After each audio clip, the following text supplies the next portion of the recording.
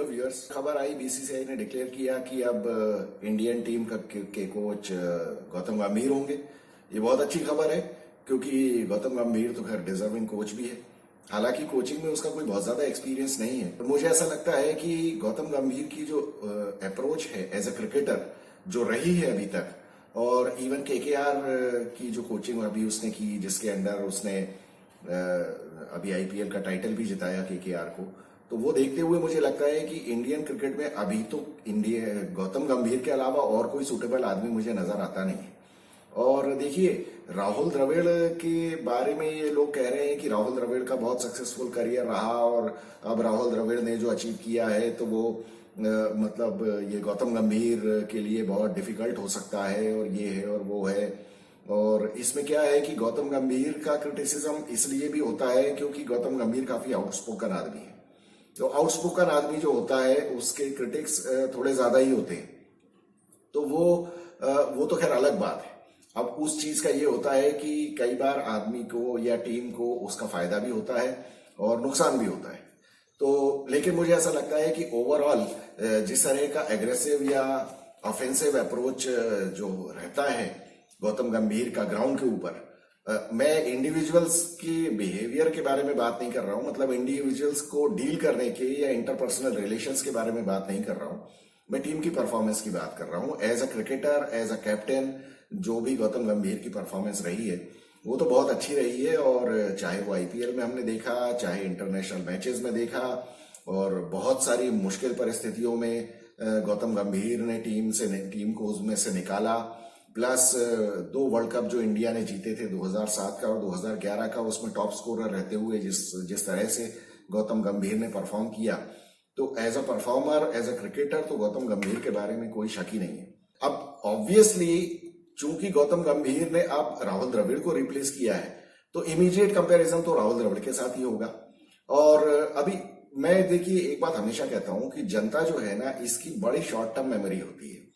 तो जनता अभी तो राहुल द्रविड़ की बिल्कुल तारीफ के कसीदे पढ़ने से बिल्कुल बाज ही नहीं आ रही है कि राहुल द्रविड़ जैसा कोच तो कोई मिला ही नहीं, और राहुल द्रविड़ ऐसा और राहुल द्रविड़ वैसा, राहुल द्रविड़ ने वर्ल्ड कप जिता दिया इंडियन टीम को। तो जरा हम अगर ये पीछे जाके देखें कि ये सिर्फ क्रेडिट राहुल द्रविड़ को दिया जाना चाहिए क्या? कभी भी देखिए, किसी भी क्रिकेट टीम या कोई भी टीम जो होती है, तो उसका जो परफॉर्मेंस अभी आपको अच्छा नजर आ रहा है, इसका मतलब ये नहीं है कि इसके पहले जिन लोगों ने जो भी किया वो सब कुछ बिल्कुल जीरो हो गया। ये बात देखिए, शुरुआत होती है इसकी मोहम्मद अजहरुद्दीन से। इंडियन टीम की जो इंप्रूव्ड परफॉर्मेंस हमने देखी है वो हमने मोहम्मद अजहरुद्दीन की कप्तानी के टाइम से देखी। जब 90s में मोहम्मद अजहरुद्दीन कप्तान था, उस टाइम इंडिया ने इंडिया के अंदर मैचेस जीतना शुरू किए। फिर उसके बाद जब सौरव गांगुली कप्तान बना, तो इंडिया ने इंडिया के बाहर जाके मैचेस जीतना शुरू किए। फिर उसके बाद आपको पता है कि राहुल द्रविड़ भी बीच में कप्तान रहा, और राहुल द्रविड़ की कप्तानी में क्या हुआ ये हम लोगों को भूलना नहीं चाहिए। जो 2007 का जो हमारा वर्ल्ड कप में जो पहले राउंड से हम लोग बाहर हुए थे, जिम्बाब्वे से हार के और बांग्लादेश से हार के बुरी तरह बेइज्जत होकर हमारी टीम आई थी, तो उसमें तो अगर आप ऑन पेपर देखें तो जितने स्टार प्लेयर्स थे वो तो मुझे ऐसा लगता है कि कभी भी किसी भी इंडियन टीम में रहे ही नहीं। वो मोरलेस वही प्लेयर्स थे जो कि 2003 के वर्ल्ड कप में फाइनल में पहुंचे थे, और ये 2007 में राहुल द्रविड़ की कप्तानी में पहले राउंड में बाहर होके आ गए, और वो भी जिम्बाब्वे से हार के। तो बांग्लादेश से भी हारे थे ना ये लोग। तो ये मतलब ये भी तो राहुल द्रविड़ के करियर में स्टैट्स में जाना चाहिए ना। लेकिन क्या है कि अभी कोई इस बारे में सोच नहीं रहा है। फिर उसके बाद हम ये बात करें कि अगर राहुल द्रविड़ ने एज ए कोच क्या काम किया, तो राहुल द्रविड़ के कोच बनते ही हम लोग एशिया कप हार गए थे। आपको पता होगा 2021 की बात है शायद, 2021 में हम लोग एशिया कप हारे। फिर उसके बाद 2022 में हम लोग वर्ल्ड T20 में हारे, सेमीफाइनल में 10 विकेट से बिल्कुल बुरी तरह बेइज्जत होके आए हम लोग वहां से। वो राहुल द्रविड़ की कोच अंडर कोच ही हुआ था ना। उसके बाद हाँ, हम लोगों ने यहाँ जो ऑस्ट्रेलिया में जो ऑस्ट्रेलिया के अगेंस्ट जो सीरीज खेली, वो सीरीज हम घर में हारे।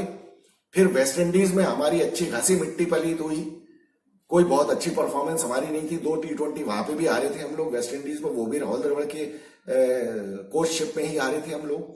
फिर उसके बाद एशिया कप यहाँ जो हुआ था वर्ल्ड कप के पहले, उसमें जरूर हम लोग जीते। फिर वर्ल्ड कप 2023 का जो फाइनल हम लोग खेले, उसमें टीम ने बहुत अच्छा परफॉर्म किया। लेकिन आज मुझे अपने दिल पे हाथ रख के कोई ये बात बताए कि वो फाइनल हम लोग किस वजह से हारे।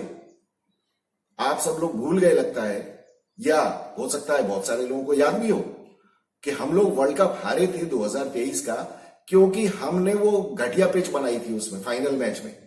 तो वो लालच किसको आया था? वो क्या कोच का डिसीजन नहीं था? अब राहुल द्रविड़ आज कुछ भी बोले या बीसीसीआई कुछ भी बोले कि नहीं वो तो क्यूरेटर ने अपने मन से बना दिया था, तो ये यार ये बात कोई ना अब किसी और को जाके बताए। कितने लोग हैं आप लोगों में से जो इस बात पे भरोसा करते हैं कि राहुल द्रविड़ ने कहा था नहीं नहीं पिच तो क्यूरेटर बनाते हैं, हमारा तो कोई दखल अंदाजी उसमें है ही नहीं। अरे भैया, पूरी दुनिया को पता है यार कि जब तुम बाहर की टीमों को घर में बुलाते हो तो गड्ढे विकेट बनाते हो, खड्डे टाइप के, जिसमें पहली बॉल से धूल निकलती है विकेट के ऊपर गिरने के बाद। तो ये कौन बनाता है? क्यूरेटर बनाता है क्या? अजीब बात यार, किसको बताने की बात है ये राहुल द्रविड़ के लालच था ना। ठीक है, राहुल द्रविड़ ने जो ये सजेशन दिया होगा तो बीसीसीआई को तो मानना ही था, बीसीसीआई को क्या लेना देना है।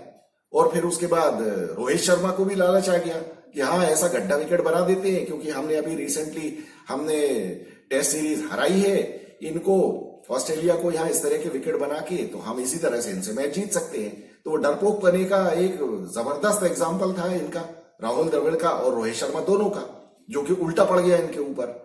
तो इसका भी तो डिस्क्रेडिट मिलना चाहिए ना राहुल द्रविड़ को।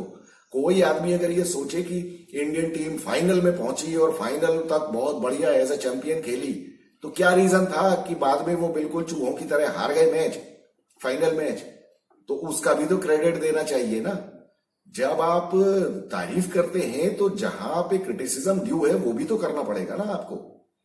तो ये भी राहुल द्रविड़ का ही के कैप में एक फेदर था ना, जो 2023 का फाइनल हरवाया उसने। उसके बाद हम लोग वर्ल्ड टेस्ट चैंपियनशिप का फाइनल हारे। मतलब आप बताइए, हम 2023 का वर्ल्ड कप भी हारे, फिर वर्ल्ड टेस्ट चैंपियनशिप भी हारे हम लोग, और वो सब उसमें कोच राहुल द्रविड़ था। तो ये जो टीम का प्रोग्रेशन हुआ है और ये जो टीम अभी इतनी स्ट्रांग हो गई है हमारी कि दुनिया भर में जाके जीतती है और ये सब करती है, तो इसके लिए सिर्फ राहुल द्रविड़ को क्रेडिट नहीं दे सकते आप। बाकी लोगों ने जो मेहनत की है, देखिए ये जब हिस्टोरिकली हम देखते हैं तो हर टीम का, हर कप्तान का, हर कोच का कुछ ना कुछ कंट्रीब्यूशन होता है, जिसके बाद जाके आपकी टीम इवॉल्व करती है। और इसमें बहुत बड़ा हाथ बीसीसीआई का भी है कि बीसीसीआई ने बहुत शराफत से ये सब काम किया है, सेल्फलेसली ये काम किया है, इसमें कोई शक ही नहीं है। तो बात तो यही है ना कि 2022 के वर्ल्ड कप में भी हम ये राहुल द्रविड़ की कोचशिप के अंडर हम सिवाय एक पाकिस्तान की बाकी सारी टीमों से हार गए। हम उससे भी हारे, साउथ अफ्रीका से, और फाइनल में तो इंग्लैंड ने हमारी क्या चटनी बनाई थी ये सबको पता है बहुत अच्छी तरह से। तो अभी हम खुश हो सकते हैं कि हमको राहुल द्रविड़ ने T20 वर्ल्ड कप 17 साल बाद जिताया। ये वर्ल्ड कप देखिए, आज देश की प्रेम मोहब्बत में या इंडियन टीम के क्रेजी फैन होने की वजह से हम कुछ भी कहें, लेकिन सच्चाई तो ये है कि ये मैच हम धोखे धड़ाके से जीते फाइनल वाला। ये किसी भी हालत में हमको जीतना नहीं चाहिए था। उसके पहले पाकिस्तान वाला मैच हमको किसी हालत में जीतना नहीं चाहिए था। तो उस टाइम राहुल द्रविड़ क्या कर रहा था एज अ कोच? वही गलतियां। मैं तो हमेशा से आप लोग गवाह हैं इस बात की। मैं हमेशा इसी बात के लिए चिंता करता हूं। इंडियन टीम की जो परमानेंट प्रॉब्लम है, जो ये लोग धड़ल्ले से विकेट गिराते हैं, एकदम 2-3-4 ओवर के अंदर इनके 3-4 विकेट गिर जाते हैं, ये तो हम लोगों को पता है ना।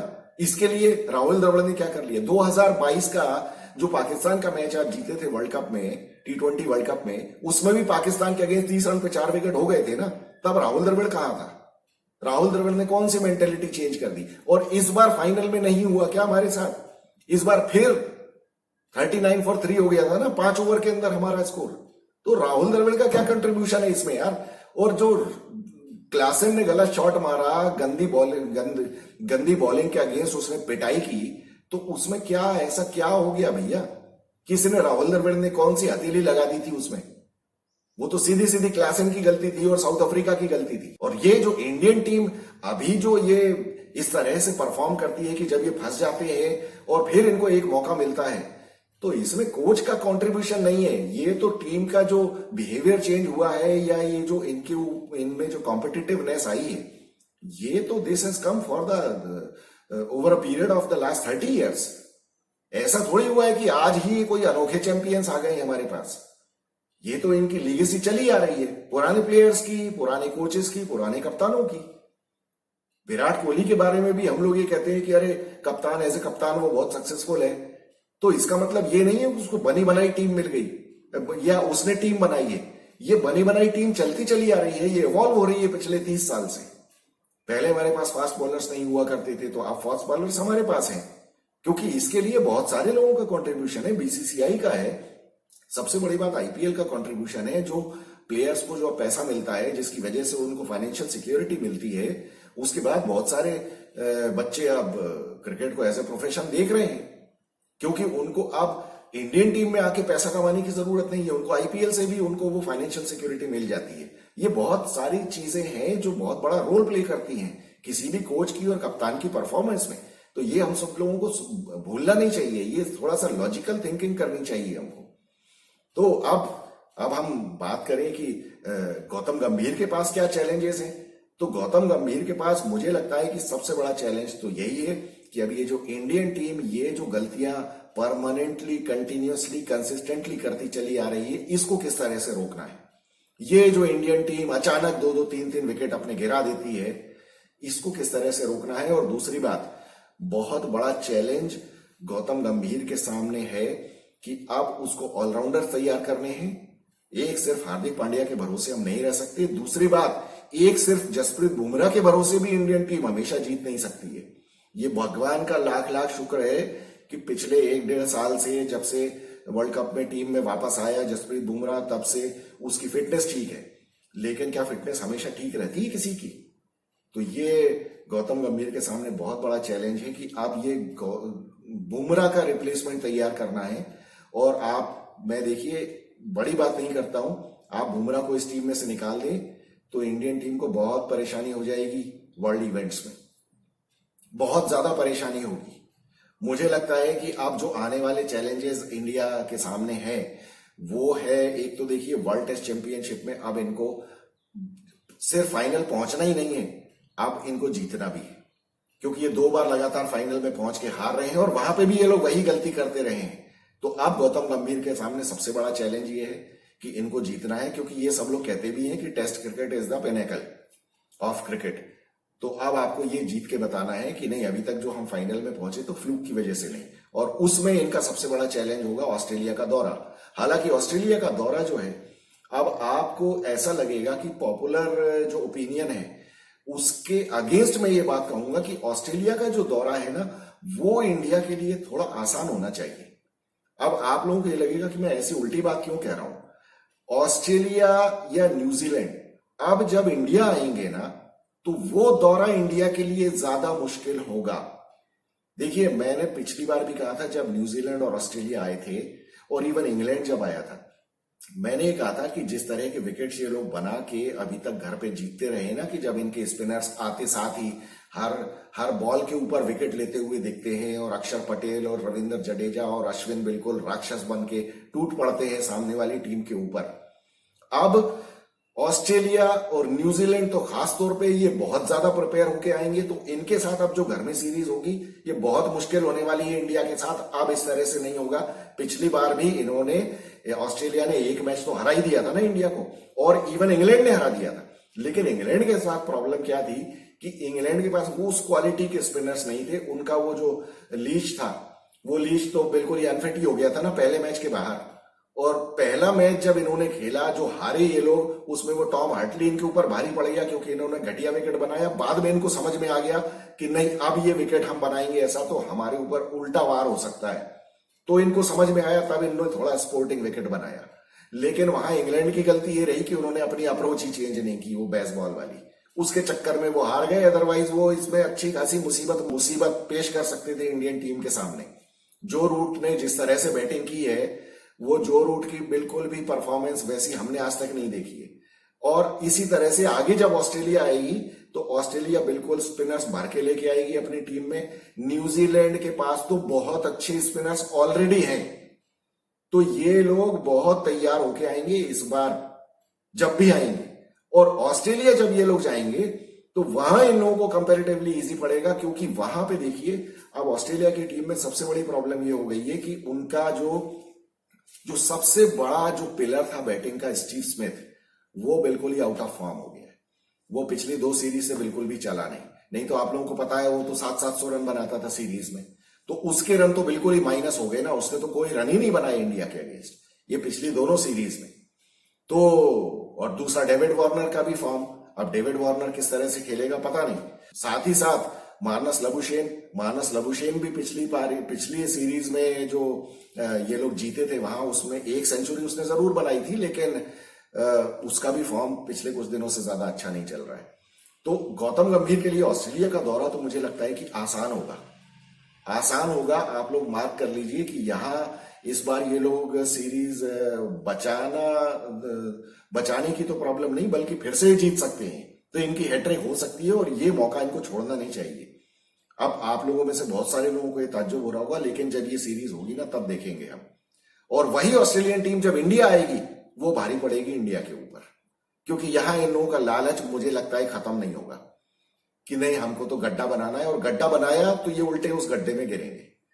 तो मुझे लगता है कि गौतम गंभीर के पास ये चैलेंजेस है। और बाकी जो उसका बिहेवियर है, बहुत सारे लोग ये कह रहे हैं अब विराट कोहली को प्रॉब्लम होगी, विराट कोहली से झगड़ा होगा, ये होगा, तो नहीं, ऐसा नहीं होता है।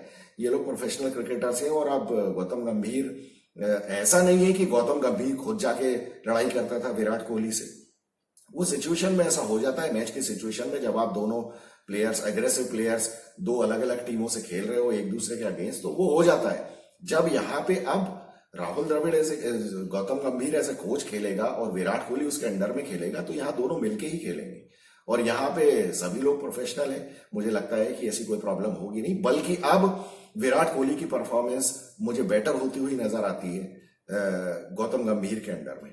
और गौतम गंभीर के साथ सबसे अच्छी चीज ये है, मुझे ऐसा लगता है, वो उसकी जो ऑफेंसिव अप्रोच है कि नहीं, I won't settle down with silver medal. तो मैं जीतने के लिए खेलता हूं और जीतने के लिए टीम को खेलना चाहिए। तो वो बात मुझे समझ में आती है कि वो अब इंडियन क्रिकेट का गौतम गंभीर के अंडर में थोड़ा और गोल्डन पीरियड शुरू होना चाहिए। और बस मुझे तो वही लगता है कि जसप्रीत बुमराह जैसे बॉलर्स चाहिए और हार्दिक पांड्या जैसे ऑलराउंडर चाहिए और इवन बैटर चाहिए। तो अब गौतम गंभीर इसके बारे में क्या करता है, ये बहुत इंटरेस्टिंग होगा देखना। और पहली जो भी सीरीज होगी गौतम गंभीर के अंडर में, उसमें हमें पता चलेगा कि अप्रोच क्या होती है और टीम का एनवायरनमेंट क्या होगा, उसके बारे में हालांकि मुझे ज्यादा डाउट नहीं है।